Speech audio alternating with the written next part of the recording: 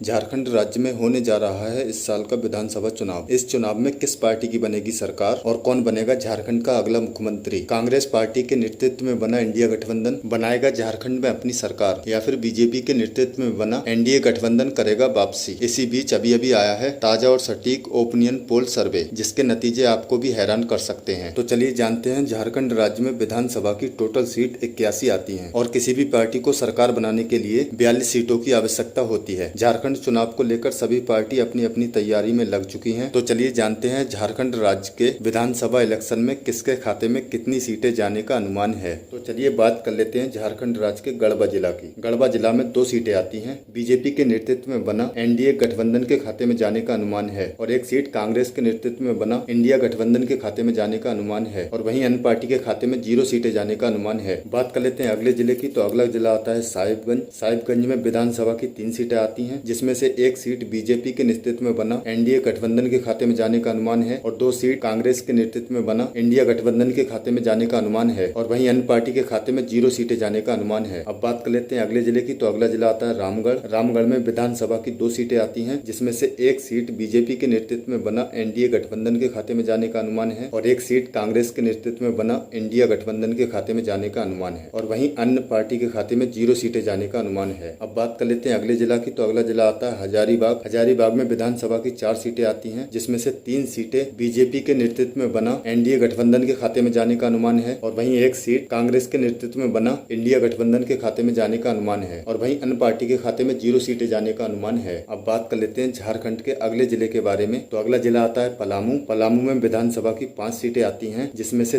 3 सीटें बीजेपी के नेतृत्व में बना एनडीए गठबंधन के खाते में जाने का अनुमान है और 2 सीटें कांग्रेस के नेतृत्व में बना इंडिया गठबंधन के खाते में जाने का अनुमान है और वहीं अन्य पार्टी के खाते में 0 सीटें जाने का अनुमान है। अब बात कर लेते हैं झारखंड राज्य के अगले जिले के बारे में। गुमला में विधानसभा की 3 सीटें आती हैं, जिसमें से एक सीट बीजेपी के नेतृत्व में बना एनडीए गठबंधन के खाते में जाने का अनुमान है और 2 सीटें कांग्रेस के नेतृत्व में बना इंडिया गठबंधन के खाते में जाने का अनुमान है और अन्य पार्टी के खाते में 0 सीटें जाने का अनुमान है। अब बात कर लेते हैं झारखंड के अगले जिले के बारे में। तो अगला जिला आता है सरायकेला। सरायकेला में विधानसभा की 3 सीटें आती हैं, जिसमें से 2 सीटें बीजेपी के नेतृत्व में बना एनडीए गठबंधन के खाते में जाने का अनुमान है और वहीं एक सीट कांग्रेस के नेतृत्व में बना इंडिया गठबंधन के खाते में जाने का अनुमान है और वहीं अन्य पार्टी के खाते में 0 सीटें जाने का अनुमान है। अब बात कर लेते हैं झारखंड के अगले जिले के बारे में। तो अगला जिला आता है गिरिडीह। गिरिडीह में विधानसभा की 6 सीटें आती हैं, जिसमें से 3 सीटें बीजेपी के नेतृत्व में बना एनडीए गठबंधन के खाते में जाने का अनुमान है और 3 सीटें कांग्रेस के नेतृत्व में बना इंडिया गठबंधन के खाते में जाने का अनुमान है और वहीं अन्य पार्टी के खाते में 0 सीटें जाने का अनुमान है। बात कर लेते हैं झारखंड के अगले जिले के बारे में। तो अगला जिला आता है गोंडा जिला। गोंडा जिला में विधानसभा की 3 सीटें आती हैं, जिसमें से एक सीट बीजेपी के नेतृत्व में बना एनडीए गठबंधन के खाते में जाने का अनुमान है और 2 सीटें कांग्रेस के नेतृत्व में बना इंडिया गठबंधन के खाते में जाने का अनुमान है और वहीं अन्य पार्टी के खाते में 0 सीटें जाने का अनुमान है। अब बात कर लेते हैं झारखंड के अगले जिले के बारे में। तो अगला जिला आता है कोडरमा। कोडरमा में विधानसभा की 1 सीट आती है और वो भी बीजेपी के नेतृत्व में बना एनडीए गठबंधन के खाते में जाने का अनुमान है और वहीं कांग्रेस के नेतृत्व में बना इंडिया गठबंधन के खाते में 0 सीटें जाने का अनुमान है और अन्य पार्टी के खाते में भी 0 सीटें जाने का अनुमान है। अब बात कर लेते हैं झारखंड के अगले जिले के बारे में। तो अगला जिला आता है बोकारो। बोकारो में विधानसभा की 4 सीटें आती हैं, जिसमें से एक सीट बीजेपी के नेतृत्व में बना एनडीए गठबंधन के खाते में जाने का अनुमान है और वहीं 3 सीटें कांग्रेस के नेतृत्व में बना एनडीए गठबंधन के खाते में जाने का अनुमान है और वहीं अन्य पार्टी के खाते में 0 सीटें जाने का अनुमान है। अब बात कर लेते हैं झारखंड के अगले जिले के बारे में। तो अगला जिला आता है पाकुड़। पाकुड़ में विधानसभा की 3 सीटें आती हैं, जिसमें से एक सीट बीजेपी के नेतृत्व में बना एनडीए गठबंधन के खाते में जाने का अनुमान है और 2 सीटें कांग्रेस के नेतृत्व में बना इंडिया गठबंधन के खाते में जाने का अनुमान है और वहीं अन्य पार्टी के खाते में 0 सीटें जाने का अनुमान है। अब बात कर लेते हैं झारखंड राज्य के अगले जिले के बारे में। तो अगला जिला आता है पश्चिमी सिंहभूमि। पश्चिमी सिंहभूमि में विधानसभा की 6 सीटें आती हैं, जिसमें से 2 सीटें बीजेपी के नेतृत्व में बना एनडीए गठबंधन के खाते में जाने का अनुमान है और 4 सीटें कांग्रेस के नेतृत्व में बना इंडिया गठबंधन के खाते में जाने का अनुमान है और वहीं अन्य पार्टी के खाते में 0 सीटें जाने का अनुमान है। बात कर लेते हैं झारखंड के अगले जिले के बारे में। तो अगला जिला आता है चतरा। चतरा में विधानसभा की 2 सीटें आती हैं, जिसमें से बीजेपी के नेतृत्व में बना एनडीए गठबंधन के खाते में 0 सीटें आने का अनुमान है और वहीं 2 सीटें कांग्रेस के नेतृत्व में बना इंडिया गठबंधन के खाते में जाने का अनुमान है और वहीं अन्य पार्टी के खाते में 0 सीटें जाने का अनुमान है। बात कर लेते हैं झारखंड के अगले जिले के बारे में, तो अगला जिला आता है पूर्वी सिंहभूमि। पूर्वी सिंहभूमि में विधानसभा की 5 सीटें आती हैं, जिसमें से 2 सीटें बीजेपी के नेतृत्व में बना एनडीए गठबंधन के खाते में जाने का अनुमान है और 3 सीटें कांग्रेस के नेतृत्व में बना इंडिया गठबंधन के खाते में जाने का अनुमान है और अन्य पार्टी के खाते में 0 सीटें जाने का अनुमान है। बात कर लेते हैं झारखंड के अगले जिले के बारे में, तो अगला जिला आता है धनबाद। धनबाद में विधानसभा की 4 सीटें आती हैं, जिसमें से 3 सीटें बीजेपी के नेतृत्व में बना एनडीए गठबंधन के खाते में जाने का अनुमान है और 1 सीट कांग्रेस के नेतृत्व में बना इंडिया गठबंधन के खाते में जाने का अनुमान है और वहीं अन्य पार्टी के खाते में 0 सीटें जाने का अनुमान है। बात कर लेते हैं झारखंड के अगले जिले के बारे में, तो अगला जिला आता है जमताड़ा। जमताड़ा में विधानसभा की 2 सीटें आती हैं, जिसमें से 1 सीट बीजेपी के नेतृत्व में बना